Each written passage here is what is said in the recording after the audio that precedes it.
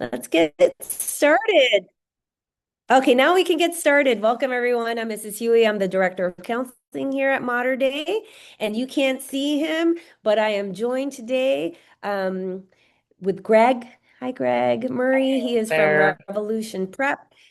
Yeah, he is an awesome co-presenter, and we're very lucky to have him today. And I'm also in a room of counselors eating lunch with me, helping support the Q&A. So if you have any questions, Miss Alaya is on hand to answer any of your questions in the box. So hopefully we learn a lot today. So did we take the poll? Am I going to show the poll?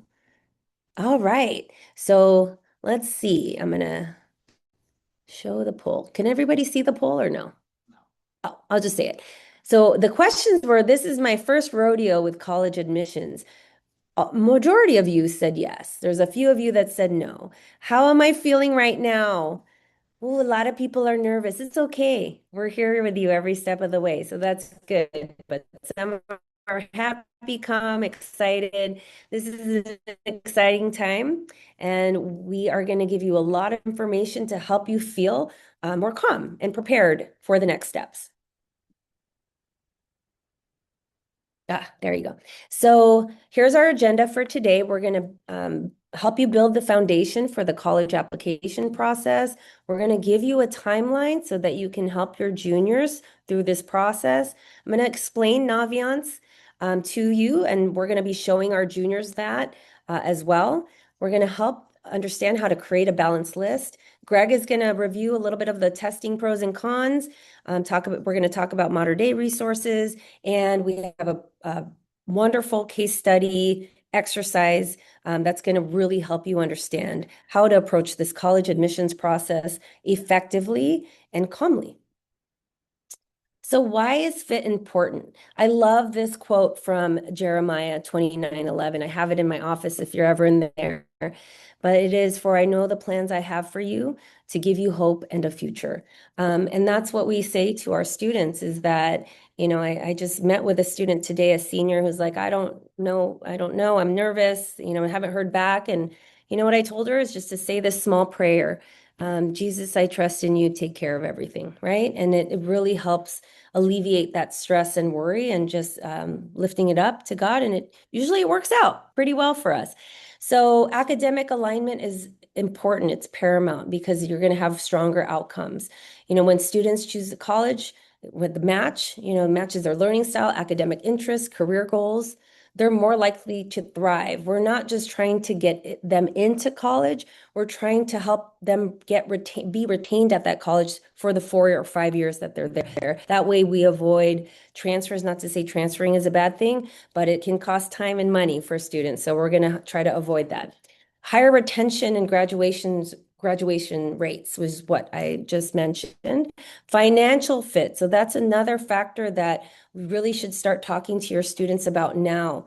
What is your financial reality for affording college? This really reduces stress and anxiety and also the disappointment when students get into their top college and we sit down, we're like, well, we just can't afford this. That those conversations should happen prior. Campus culture impacts well-being. At Mater Day, we have a culture of a warm and welcoming environment. Just like Mater Day has a culture, all these colleges have different cultures. So it's important to do the research on what that culture looks like in terms of what the student wants. And long-term satisfaction and career readiness. Of course, you want to look at how that college is preparing them for the next step. It's not just all fun and games and doing rock climbing walls and lazy rivers, right? It is what kind of education are you going to get and how are they going to prepare you for that next step? Are you going to get a job? What does the career services look like? What percentage of those students are either going to grad school or getting employed 6 months after graduation? Okay, what's that ROI, return on investment? So, I often hear students and parents say, I just want to get into a good college or the best college. And I clap back and I say, the goal isn't the best college. It's the best college for you. And you have to determine that, right? You have to get to know yourself first before you determine what's going to be best for you. So I love Buddy the Elf. He is my spirit animal. I love smiling. Smiling's my favorite. And I asked Greg this, and maybe you guys out there, Buddy the Elf, what would make a good fit college? What would be a great fit for Buddy the Elf? Greg, you want to answer that? Or do you want should we look at the Q&A? Is it in the Q&A?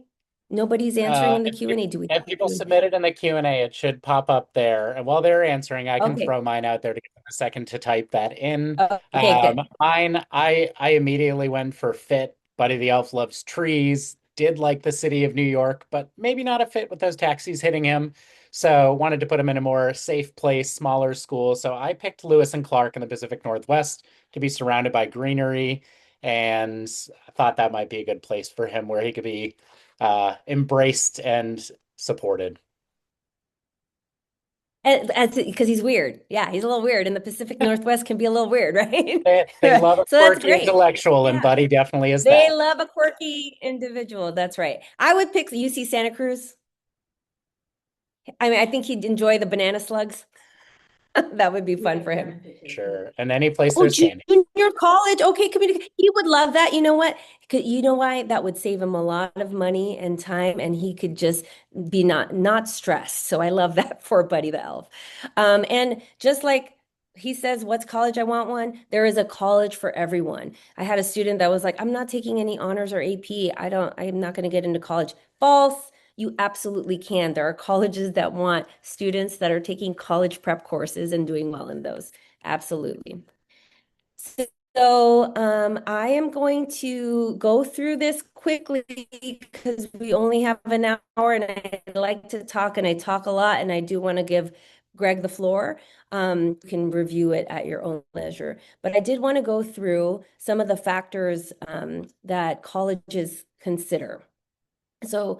I'm sorry, finding a fit and 13 factors to consider. So location, size, cost, academic offerings, average debt upon graduation or scholarship information, safety, internship or research opportunities, academic services, retention efforts, most popular student events like the college climate, graduation rates, student groups, employment rates in companies hiring graduates. So you can see that it's more than just, hey, I want to go to enter UCLA because that's typically what most people say because they have what, Greg, like 115,000 applicants a year. So we really encourage students to dive deeper and really think about what they want in a school, and Naviance is a great tool to help them do that. So they get to know themselves first. In Naviance, we have all these tools where they can do their learning style, identify their academic strengths and interests. On the learning style inventory in Naviance, they can say like, where is an academic environment where they can really thrive? And it just says it right there for them, which is great, and that's going to help them determine an academic fit. They need to clarify their values and priorities. Consider what matters most is faith, diversity, school spirit. Some people want to watch football. They're used to big football, and they want to continue that. Or maybe that's not their jam. So location, service, research, all that, okay? Your values should align with the campus culture. Assess your social and environmental preferences.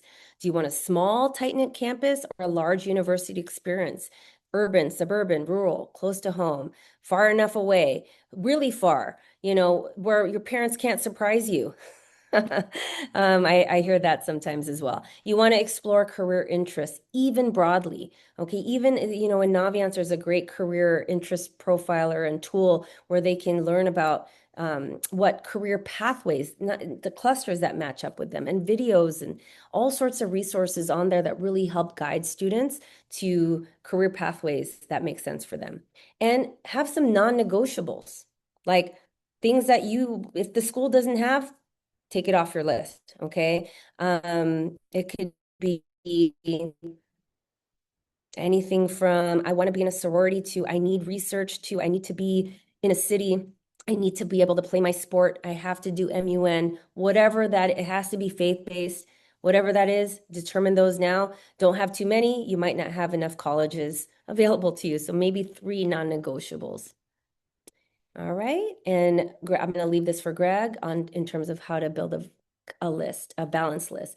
But Naviance, like I said, has all of these. And we're going to show the students in our one-on-ones and also in our meeting. We're going to have a workshop for our juniors in April where we're going to really help them learn how to use Naviance appropriately. But if they're in Naviance already, you can encourage them to do these self-discovery assessments. These are all scientifically research-based. I learned these in my grad school program, and they're available to all of our students for free. There's a personality inventory where they can get a Myers-Briggs, intelligence test, a career interest profiler, their strengths. All of these combined can really help our juniors feel confident in who they are and validate who they are. So that way they're not stressed or there's not this angst about, I don't know what I should pick, right? And there's also a resume in Naviance that they should be filling out if they don't already have a resume. And that is an amazing tool where they can data entry everything that they've done from freshman year. And that way it's ready to go for their college applications in the fall. And then we want them to add colleges that they're thinking about to their list in Naviance. The reason that that's important is that we have, one of our counselors, Mrs. Nguyen, she has over 100 colleges come to campus for lunchtime visits. And if they're on campus, they will get an alert saying, Notre Dame's on campus, Lewis and Clark is on campus at lunch. And that they do want to know that so that they can visit with those colleges. That's very important. And in Naviance, this is also helpful because we want our students and families to make informed decisions as they're creating their list, okay? Use the scattergrams. So in Naviance, when you look up a college, and I'm going to have Greg guess what college this is, or maybe not. But this is a very popular college, one that a lot of students apply for, UCLA. And you'll see the modern day application statistics. Basically, how many applicants for modern day applied, how many got in, and how many attended. Okay, so last year, 91 applied, 14 were accepted. Okay, so this year we're collecting data from our seniors, so that should be updated by the end of the year. I'm going backwards. Okay, because the arrow is going backwards. There we go. And then you can see the plot graph, the scattergram graph. It's going to show you the average GPA and the average test scores. If you see on the access point, that is the average. And I have highlighted it. So this average GPA was a 4.46, still got denied. So even if you're in the top level, with competitive colleges like UCLA with an 8 or 9% admit rate, it's still difficult to get in. So we want students to make informed decisions as they're building their list. This is not a guarantee for anyone, right? So always have likely schools or target schools. And Greg, I'm going to leave that to Greg to explain what that looks like. So I asked students, this is a great thing that students told us. It's very simplified from our senior students. Just find your fit, refine your interests and priorities. Start with broader college search tools, including Naviance, but there's Big Future. There's lots of different tools to use. Be open-minded, do more in-depth research on schools you're interested in, and find affordable options, okay? And these are the factors in admissions coming from our national conference, which is called NACAC. So basically, high school grades and college prep courses, that's the most important. And strength of high school curriculum, and total high school grades. So the GPA, the grades in those courses, and the strength of the high school curriculum are going to be the most important factors, okay? And juniors, if they're applying in the fall, if they are applying in the fall, this is their last semester to really impact that GPA and those grades, okay? There's also regular decision where they can do it in the fall as well. They can improve, but you really want to focus on this semester and getting the best grades possible. So here are some considerations in admissions. I like to tell students there's a lot of things you can control and very few you can't control, okay? So keep that in mind. They're in the driver's seat here. They can control their academic excellence if they're going to take or do standardized tests, extracurricular activities, their own unique attributes, the recommendations that they provide, the essays, interviews if those are available, demonstrated interest, and the application type. If they apply early, typically there's a higher likelihood of getting admitted. Now, in terms of what they can't control, okay, the college priorities. And I think Greg will talk a little bit more about that, but colleges have their own priorities of what they want. They might want a band. They need people for their band. They're going to open up a new AI major. They need students for that major. So there's priorities that we're not aware of. Okay. That's something to keep in mind that they have no control over. Impacted majors and readers' mood and biases. They're human beings reading hundreds of applications. So that's something they can't control either. Okay, where's my mouse? Tech support. I'm frozen. I'm not frozen. Okay, thank you. And these are the academic factors that are taken into consideration. Clearly, the transcript, rigor of classes, GPA, which is almost always recalculated differently at different schools.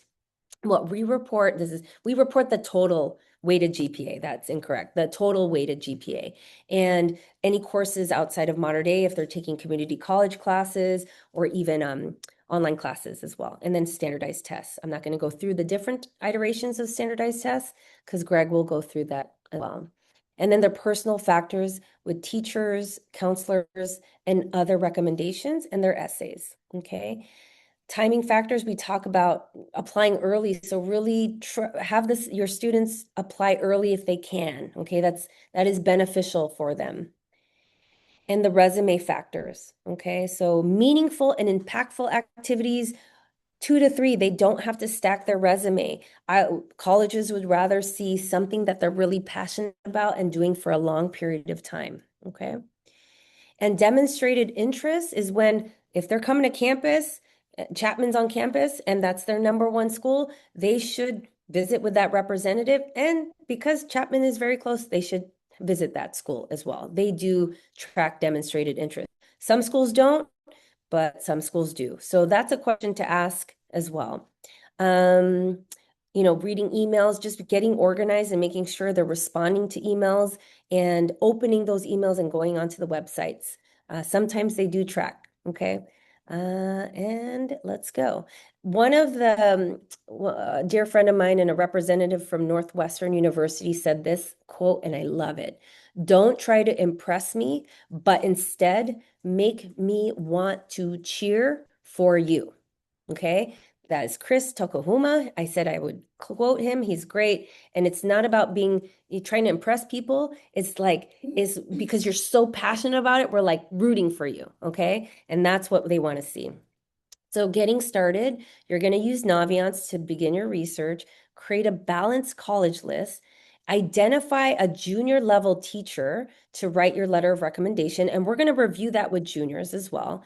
Sign up for college tours now. They should be signing up for the SAT or ACT, preferably 2, because some schools super score, and begin thinking about their story, reflect on their experiences, growth, values. Everybody has a story. Even if they're like, I have nothing to talk about, everybody has a story. So as parents, you can even help them, gather some of those ideas and bring that out. You're their best advocate. Like, remember when you helped that dog and that really helped you understand, your purpose in life, be a veterinarian? That's your story. Get organized and plan for summer. Summer, they should be doing their college apps. We are looking to provide a college application seminar summer, but look out for details soon to come. How to choose a recommender. So this is important for juniors. They need to start thinking about who's going to write their letter of recommendation. It should be a junior level teacher. That is preferred. They should choose someone who can speak about their work ethic, their ability to work with peers, their leadership in the classroom, intellectual curiosity, classroom engagement, and the resilience. Even if they didn't get an A in the class, let's say they got a B- or a C. That teacher saw them persevere, that might be a really good letter of recommendation. They should only ask one teacher for now. We'll go over if they need a secondary, but it does take a lot of time for our teachers to write those letters of recommendation. So identify one. It should be in the discipline of interest or somebody that they really know they get along with and likes them. If they don't have any teachers like that, It's only February 26th, people. You have a lot of time to build that relationship and go to office hours. Okay. And that's going to help them get a really good letter of recommendation. Now, counselors, we have no choice because students only have one counselor. Okay. So we will write the students' letters of recommendation if it's required. All right. So they need to set up a rising senior meeting. After this webinar, by Friday, all the students and parents will receive an email where they're going to be able to sign up for their senior meeting. Okay. That is not required, but it is strongly encouraged. You should sign up for that rising senior meeting. It's going to be really critical and very helpful. And those are only 30 minutes. So we're going to make sure that you're prepared for that ahead of time. The students need to complete their counselor brag sheet. We're going to send that to them, and they're going to provide their resume. They're going to handwrite a thank you note. Please, parents, encourage them to do this. It is the most important step and a great life skill. I can't tell you how many of our teachers here and at my prior school were just like, I didn't get anything. I didn't even get acknowledgement. I spent all this time writing this letter, and it was just like, thanks, bye, eat and run, right? It really teach your students, if they don't know already, handwrite a thank you note. That's the best that they can do, okay? All right, and then for teachers, there's 5 steps. So the counselors, I think we only had 4 steps. 4 steps. 5 steps for teacher letter of recommendation. This is due June 1. Both of them are due June 1. They're going to identify the teacher and email that teacher to request a short meeting in person. They're going to ask that recommender in person if they'll be willing to write that letter of recommendation. Okay. They need to send a follow-up confirmation email thanking them for agreeing to write their letter. They need to complete the brag sheet by June 1. It'll be sent to them. Again, handwrite that thank you card, maybe closer to the fall, because that can serve as a reminder for, hey, my deadlines are coming up in October or November. Thank you so much for writing my letter of recommendation. Wink, wink, just a reminder. Okay. And only ask one teacher for now. And if they do ask for another teacher in the fall, they need to provide at least 3 weeks. They have to do research to make sure that the schools are requiring to, okay, before they ask for another one. Getting the most, okay, provide specific details in the brag sheet. Don't just tell, show through 1 to 2 specific examples. Finished by the June 1 deadline, okay? The time they spend on these brag sheets will mirror the time the recommenders will spend on the letter. There's a parent question as well, so you get a chance to brag about your child to us and the teachers, okay? Research process, just get organized. This is a crazy Excel spreadsheet. You don't have to do this, but help your students get organized, whether it's like when they're doing research on schools, they're going to forget, especially if you're visiting schools, a notebook, an Excel spreadsheet, however they want to organize themselves, help them out with that. Culture of care. Okay. All right. College planning support. So we're going to help them in the Rising Senior meeting. We have college counseling presentations in the English classes. We're actually going to bring all the junior English classes into the library on April 27 and 28th, basically going through what we went through today, but slower and more in depth. Common App and essay workshops in the spring. UC Cal State, spring and fall, I'm sorry. UC Cal State and community college workshops this fall. College application seminar, summer seminars, college fair in the fall, and college lunchtime visits with reps, college essay reviews with our college reps, and ongoing support by your ever-loving MD counseling team. We are busy because you come in, so we ask for your patience, but we're here for you, okay? I think I'm good. I did it in 27 minutes. I'm sorry, I went 7 minutes over, Greg. But next up is Greg Murray, who brings deep experience in college counseling and admissions to his role at Revolution Prep. He has served as a college counselor at leading independent schools and as an admissions representative and application reader at respected universities.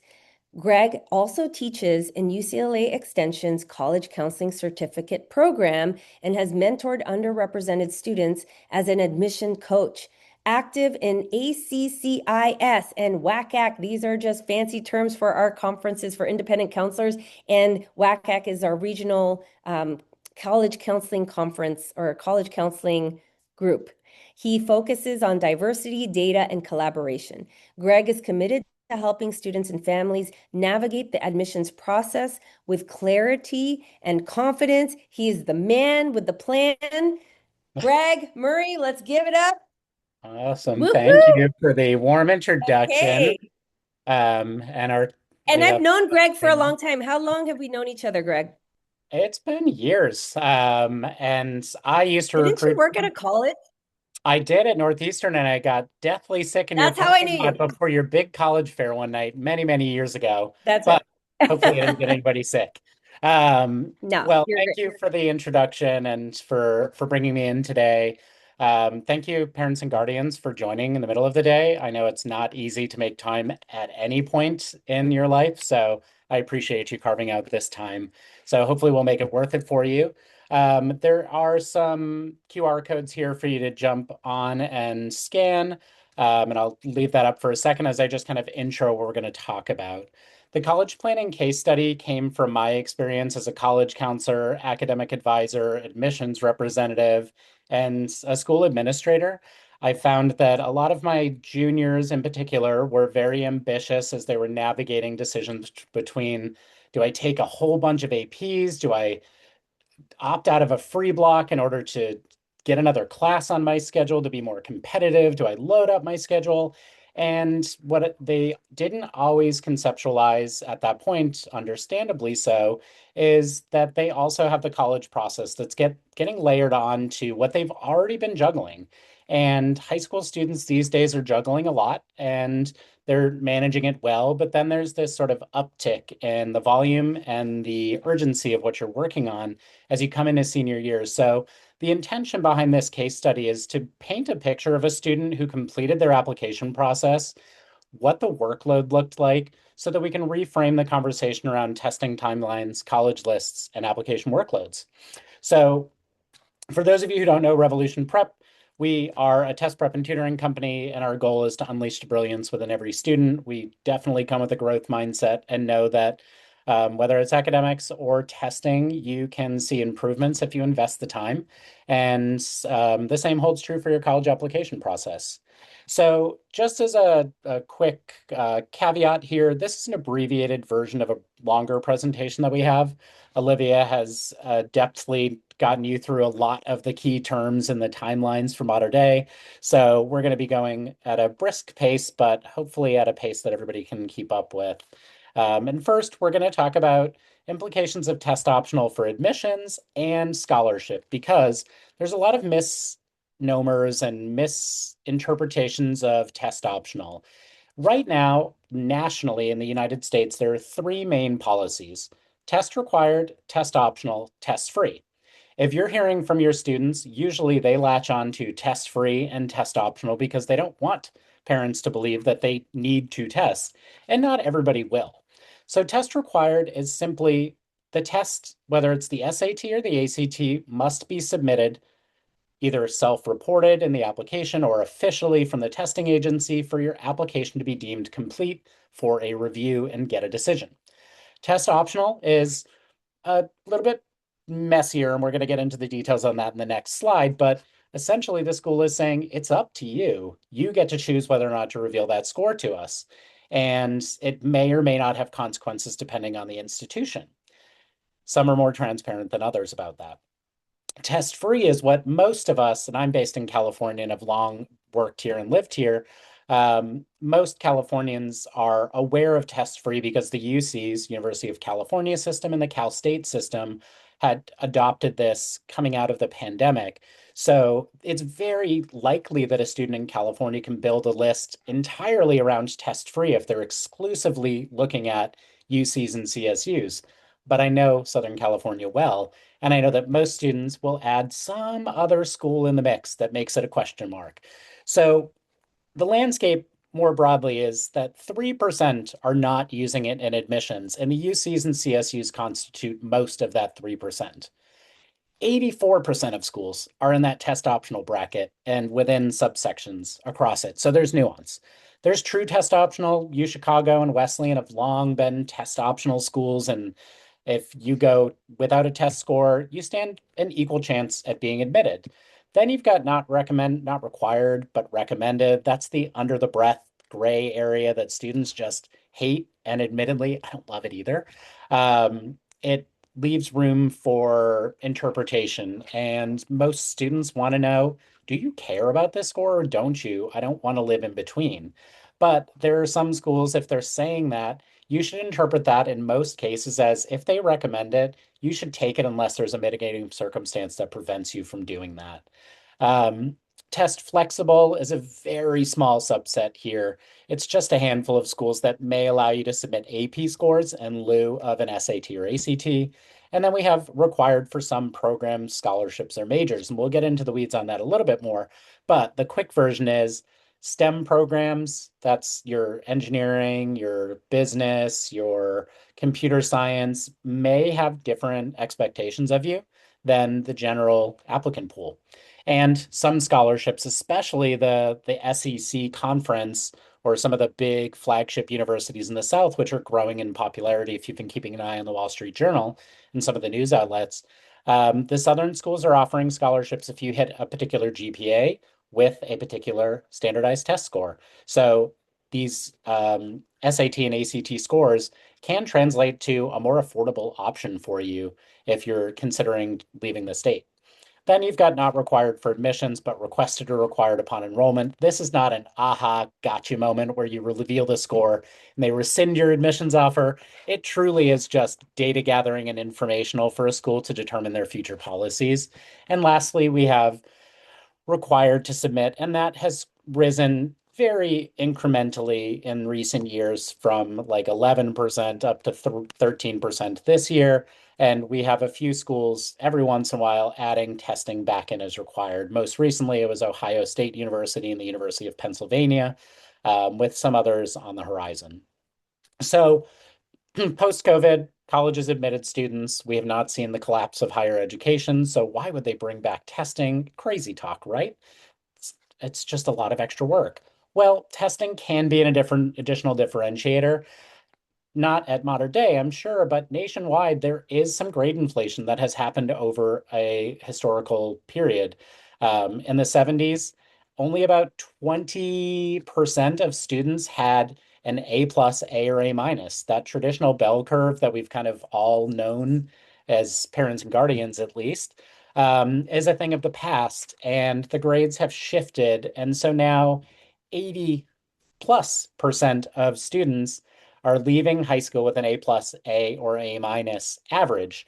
And that means, to Livia's point, a school like USC or UCLA, and USC is better in this case because it's test optional, but USC with nearly 100,000 applications is getting 80,000 students with something in the range of an A, which means they have to look past the grades to the rigor of your curriculum, to your activities, to your recommendations, and testing is one of those variables that they may consider if it can shed light on your application or prove to be an advantage.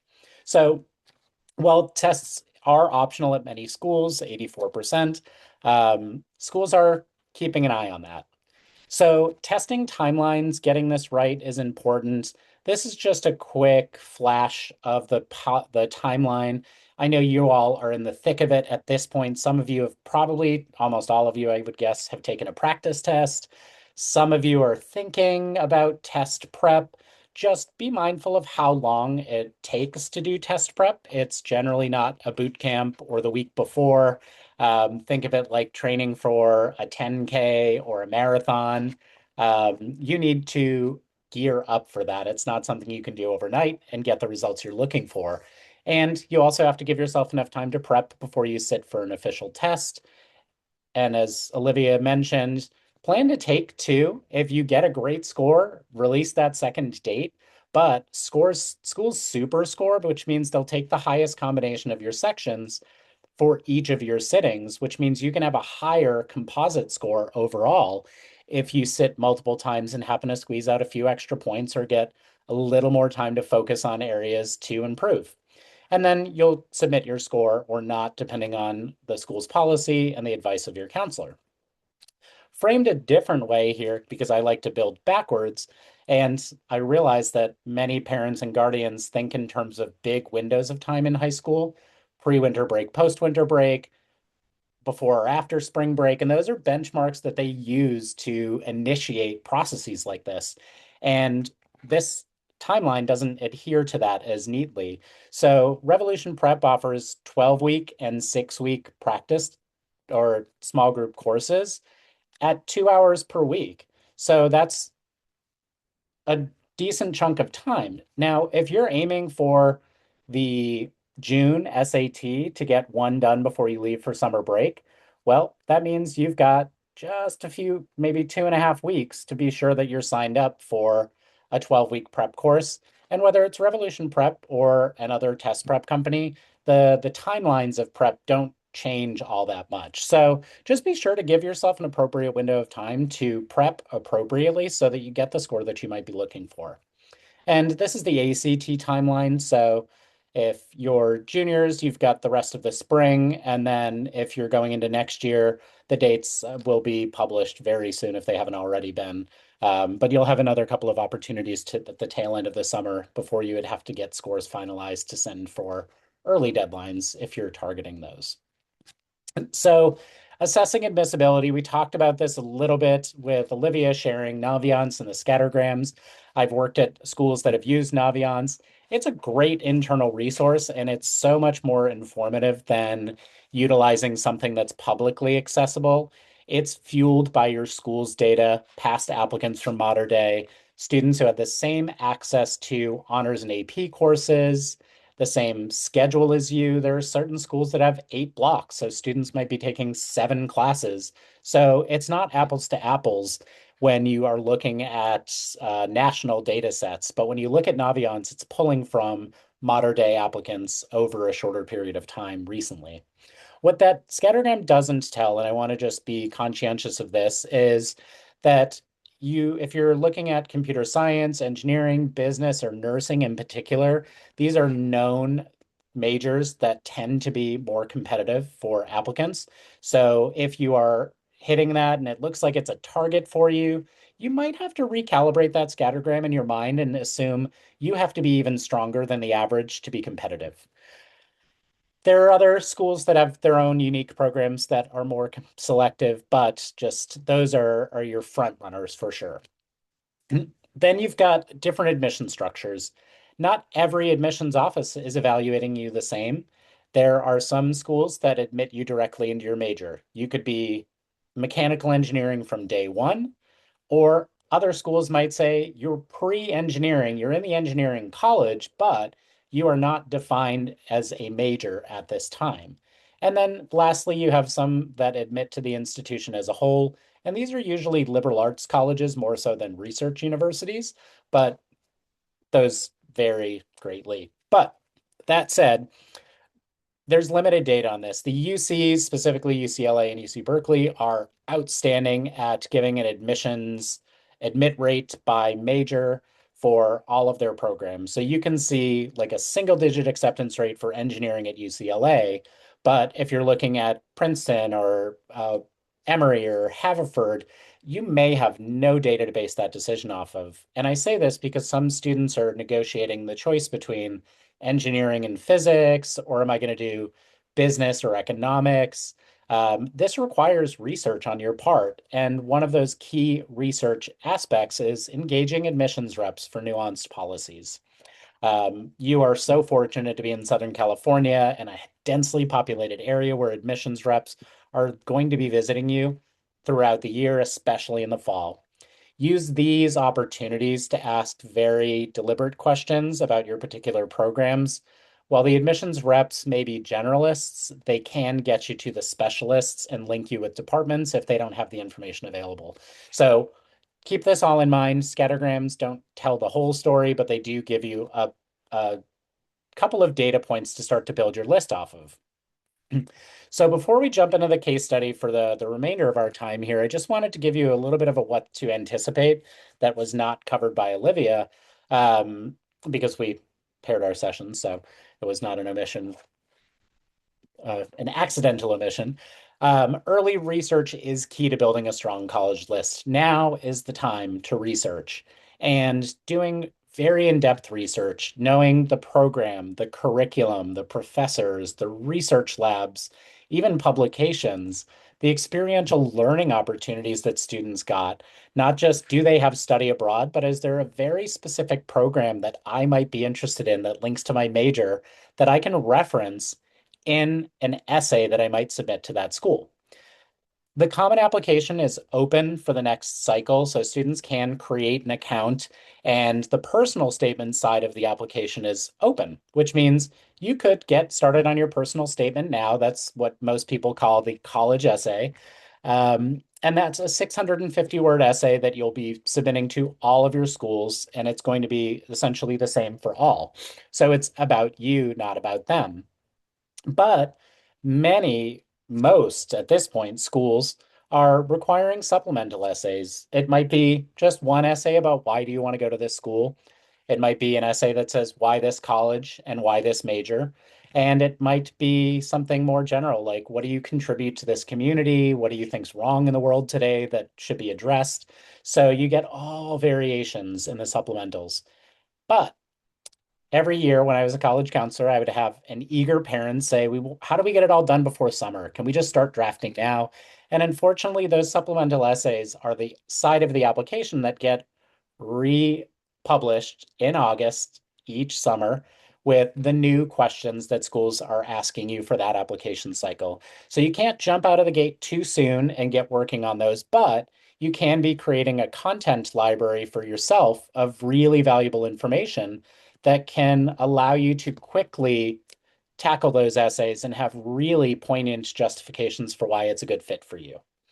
And back to Olivia's fit, social fit, academic fit, faith-based fit, if that's the direction you're going, and also a financial fit. So you've got a lot of fit that you're trying to make sure works for you. And you can cross-reference all of those with thorough research. Early deadlines, whether it's early action, that's non-binding. You just apply early and get your decision earlier, but you still have until May of senior year to decide whether or not to attend. And early decision, which is binding. If you apply, you get one early decision in November that you can pick, and they'll notify you if you're admitted. You're expected to withdraw your other applications and only go to that school and enroll. So those deadlines typically kick off in mid-October to late November. And then you've got regular decision deadlines, which spread this process out organically from November through March, with the UC and the CSU deadlines hitting you in November 30th. So there is a flow, a workflow that emerges that kind of drives students into moving through this process sequentially. So the case study, which we're going to dive into now, is what I hope to enlighten you and kind of frame your application build out or your application list build out better. This is Parker Rasich. We've hidden names and personal identifiers, but this was a real student. This was a student from several years back. And I'll admit, this is a bit of a cautionary tale of a student who just didn't heed the advice. And the reason that this tale exists is because every counselor I know has a story of that student who did this almost every year. And so our hope is to mitigate that at Modern Day and allow you to move more methodically and pragmatically into your list building. So here we have Parker Rasich, who attends Murray High School, which is my last name because I created the case study. But Parker attends a comprehensive public school in the suburbs of Boston that serves 1,200 plus students in grades 9 through 12. They have an AP curriculum. They're committed to academic excellence, and they do designate their most rigorous courses as AP and honors and give additional weight to the GPA as a result. Murray High School does not rank students, so there's no valedictorian or salutatorian. It's just based on overall academic performance. So Parker has a weighted GPA at the time of applying of a 3.8 on a 4.0 weighted scale. The average GPA for the class was a 3.7. So Parker is above the middle of the class, but what we see at the highest GPA is a 4.7. So that 4.7 likely got an A in every single class that they took throughout high school. They also started to add rigor and they got A's in those classes. Parker took the SAT twice and finished with about a 1460 out of those two sittings. And is applying as a business administration and entrepreneurship major. So thinking back, that's one of those selective majors. So we've got to keep that in mind as we're looking at Parker's list in just a moment. The curriculum is very demanding. There's no reason to believe that Parker's not a strong student based on academics. And the activities show 2 leadership titles, 3 varsity sports, investment club, peer tutor. Again, they're doing well, but what is important about this case study is there's information you have when you build your list, and then there are unknown variables that the institutions are evaluating you on based on their institutional priorities. So you can't control for those. So when you have some information, that's really useful to you. So based on Parker's 3.7 and 1460, they put together a list of 19 colleges. And we've talked about the application types. These were the deadlines that Parker chose. One thing to note is that there are some schools listed in regular decision that Parker could have applied early action to. Indiana Bloomington has early action, Wisconsin has early action, Michigan has early action. So one question I always have about Parker is, why did you add those to regular when you could have spread the work out a little bit more? The counselor designation is what that school used as terminology to indicate whether or not a school was statistically unlikely, meaning it's a reach. 50-50 chance of getting admitted, which is a target. And then likelies are where we think there's a great chance that you're going to be admitted. We can't guarantee it, but if you do things right and you move through this process and check the boxes, you should be good. The admit rate at the time was the 2020 admit rate. So we see a range of admit rates from 36 and 80% all the way down to 4.6 and 5.6. So there's a big spread of admissibility here. Over time, admit rates change. So we did want to show that in a 3-year spread, there's been some movement. The admit rates go up and down like stocks. And then most recent year data that we have, the percent of students who submitted an SAT or ACT and whether or not a school is test optional.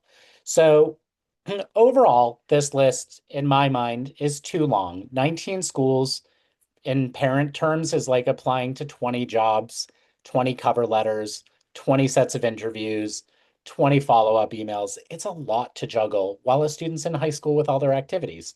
So a list of 8 to 12 is generally recommended. Given that we're in California, I know that there's always that little subtext of, well, the UCs sometimes can make for a few more than 8 to 12. And I see Olivia hopping on, so I know do you have a comment about this? Well, I was just gonna say one thing that it just came to me last night. As I Yeah, was preparing this and thinking about, how many students, cast that. It's like the lotto. They're playing the lotto. yeah. They're like trying to cast a wide net. And it does cause a lot of stress in our offices, I'm sure at home. Mhm. So there's this tagline I came up with to it's decrease to increase your peace. Yep. Love it. You like it, And Greg? Okay, good. You can use it. yeah, I will take that and run with it. And also, Okay. like, I frame it in terms of like home buying.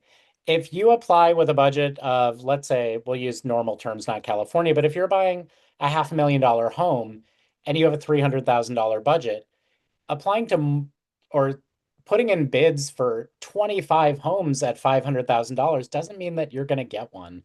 So your GPA is your budget. Are you applying to schools that are going to receive that budget and say, this is good for us? We are willing to accept this. Um, so you want to be thoughtful about your list build out. So I do have some questions here. I know there are some folks who are listening in audio, but uh, would love to just sort of have you think through these. Like, what do you observe about this list? Where do we think Parker will be admitted? Does it look balanced based on available data? Does this feel like a fit-based list, or is Parker chasing the most selective schools in the country and just hoping for the best, and it's not thoroughly researched? Does this feel like a stress-free or a high anxiety approach? Lots to unpack on this list. Um, Thank you, Kristen. Why don't they have any likely colleges? All reaches and targets. That is a very astute observation and just the reason we do this. Parker doesn't have any likelies. And we're going to walk through this in just a moment here. But before we get there, I just want to highlight that Northeastern, at, I used to work there as an admissions rep, like I said at the very beginning. In a 3-year span, they dropped 15% in admit rate. That is remarkable and probably one of the most significant decreases in acceptance rates in such a short time frame. The term reach, target, and likely, they are a spectrum even within the one each term. A reach at Harvard is 4.6. That's a super reach, highly unlikely for this student based on their profile. They were in the middle 50% of the class. It's probably not going to shake out. But Wake Forest, based on their scattergrams, was also a reach at 32%. That feels like a much more attainable reach to me. Even at test optional schools, Northwestern has a 79% submission rate from students for giving their scores and revealing it, whereas Northeastern was at 35%. So there's some things to consider about whether or not it is truly test optional, even if that's what they're putting on their website.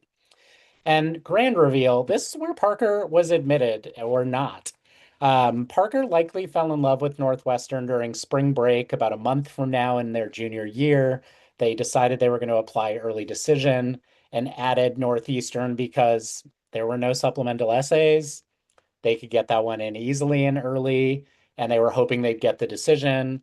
Then Babson was added and Villanova. So those two targets, my assumption, came from the college counselor saying, you've got a really ambitious starting point here. Let's add some other options in for you to maybe get some wins early. Parker only got Babson early. Northeastern doesn't release decisions until January. So while Parker was waiting on all of these application results, they had to get cracking on UC applications. Then they can't wait until late mid-December to get their decision before they start working on the supplements for other schools because your counselors get a vacation too. And I get to say that now that I'm on the other side. But use your resources while you have them. Don't wait until winter break to start churning out essays when you don't have your counselors available to help you. So Parker did that, and that probably watered down the quality of many of these applications because they were due before Parker came back from winter break. Then maybe got some help on Bucknell, Lafayette, and some of the others, but that was not an ideal timeline. So Parker ultimately got into 4 of 19 colleges. They had 6 target schools. And I mentioned, why are these regular decision and not early action? If I had to guess, and I'm very sure that this is the case, Parker got a no from Northwestern, a no from Villanova, got a little shaken up in early. The counselor said, the rest of your list is daunting. If you're not getting into Villanova, Harvard's not going to work, Princeton's not going to work, Cornell's not going to work, Penn's not going to work. You need to add some other schools, my friend, for business.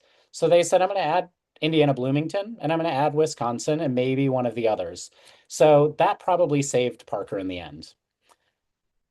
Parker got 13 denies in the spring of junior year, which is a tough pill to swallow and can really, if you put it in terms of modern day, it can sour an otherwise positive 4 year or even more years of experience. So Parker could have really reeled this list in had they taken the advice of the counselor, looked at the data that was available before they applied, and been more thoughtful about their approach.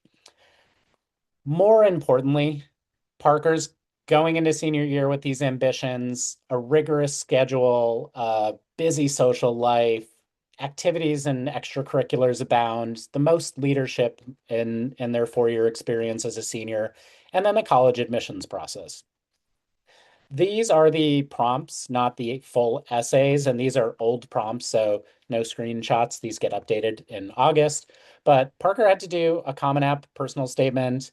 Then these are the prompts and word counts. A page for Northwestern, nothing for Northeastern, a page and a half for Babson, a page for Villanova.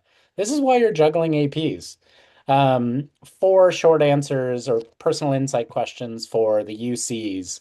The UCs are nice. You do one set of essays for all UC campuses, and the CSUs have no supplements. For almost every program, there are a couple of exceptions, I believe. And then I'll just slow click through to let you see this is 19 schools worth, which is why we don't advise you to apply to that many. It's just too much to produce high quality applications. And given that time's the student's most valuable resource in the admissions process, you have to manage it wisely. So tallied up, 19 applications resulted in 20 plus single space pages of writing. Not every student gets the first draft ready and finalized and feeling like it's the best product. So usually students are writing 2 to 3 drafts before they get to the final version. So for Parker, that meant 40 to 60 pages of drafts. Wallets do matter in this process. So if you're at suggesting to your student just add another school and they're pushing back, they might be thinking of the cost, they might be thinking of the workload.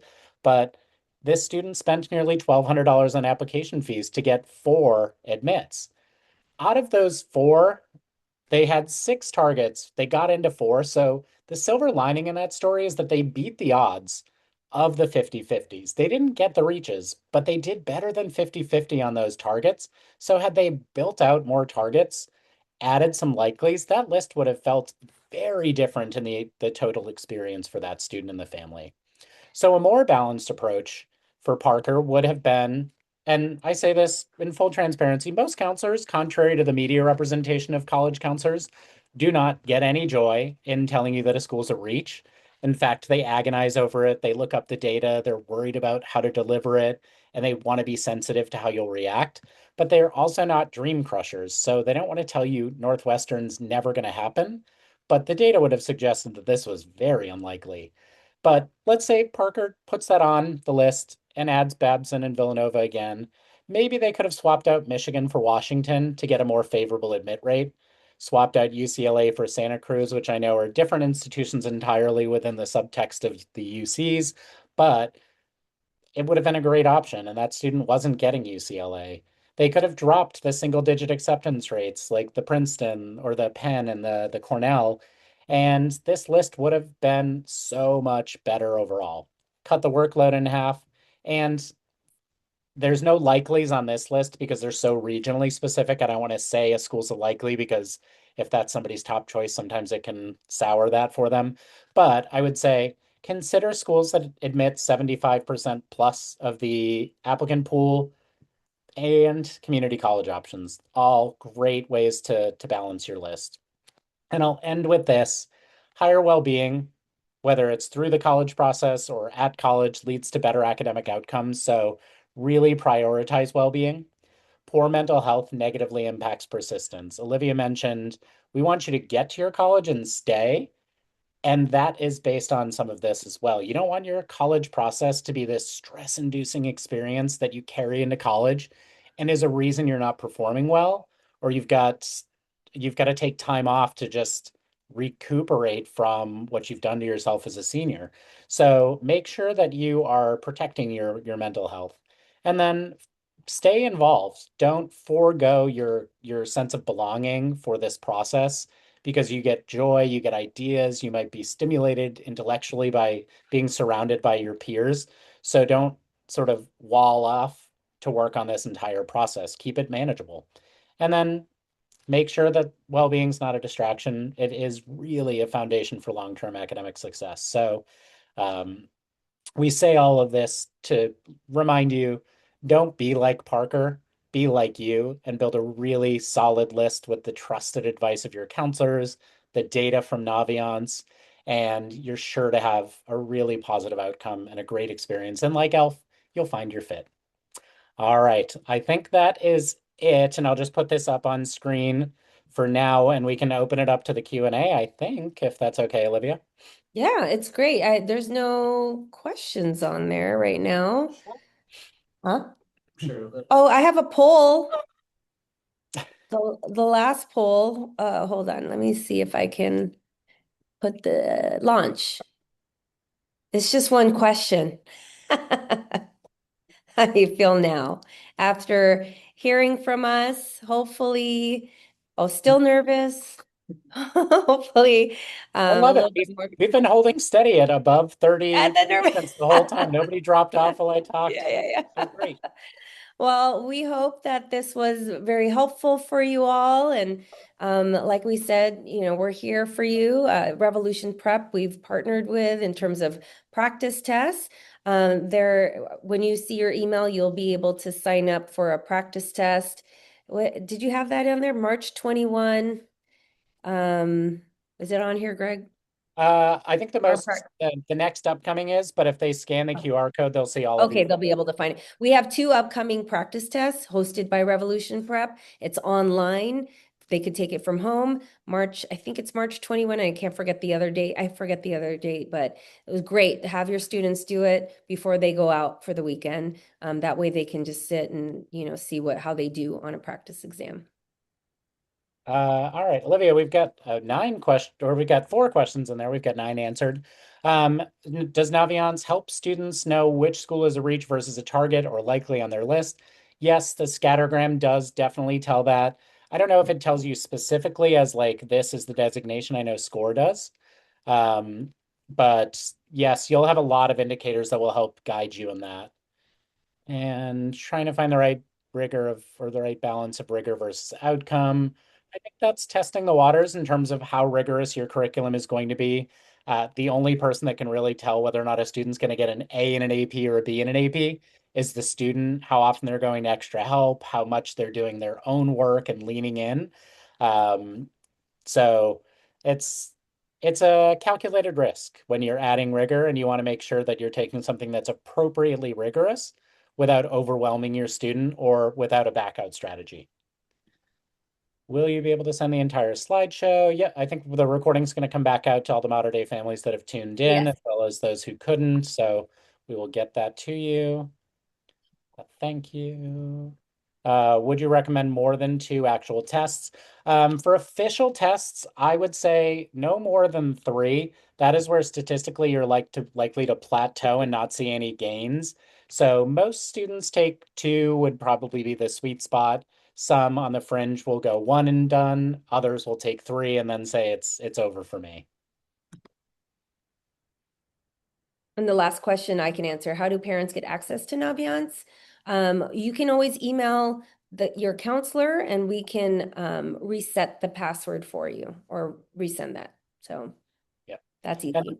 And for the 67% who said nervous, I hope that's an organic nervous about just the uncertainty of what's coming next, the excitement and fear of where your student may end up next. I know parents never want to see their student go far. At the same time, they do want to see their students thrive.